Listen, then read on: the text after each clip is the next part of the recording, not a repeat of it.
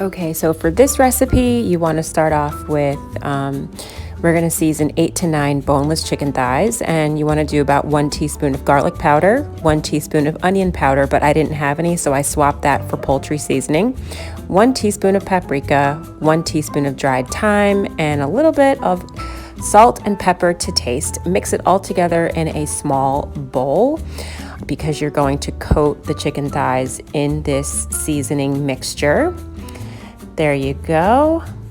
And you know what? You might need to add a little more. Just kind of play it by ear. You might need to add a little dash more, but it's nothing to be too meticulous about.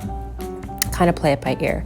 As you can see, I have beef tallow. So I went ahead and put 2 tablespoons of the beef tallow in the skillet, and I heated that up, and then I placed the seasoned raw chicken thighs in the heated beef tallow.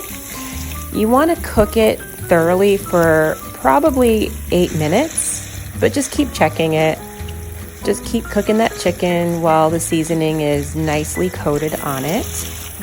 So once the chicken is cooked thoroughly, then you're going to transfer the cooked chicken onto a plate.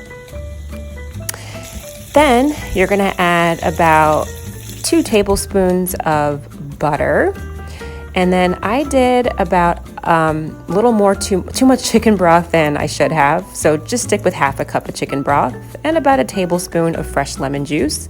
And then you want to also add about 1/4 cup of heavy cream. So mine came out a little too liquidy. It wasn't as creamy as I had hoped, but again, it's my fault. I put too much chicken broth, so just stick with half a cup. Then you're going to transfer the cooked chicken into the sort of the sauce that's simmering. You can lower it because you're going to simmer it for a while, and you can cover it up. And then you're going to cook it, I don't know, about another 5 minutes or so, just to have it nice and warm. I chose to use this recipe with some jasmine rice, but you can do low carb and do cauliflower rice, potato, whatever you like. Again, not as creamy as I had hoped, but the flavor is phenomenal and it's aromatic.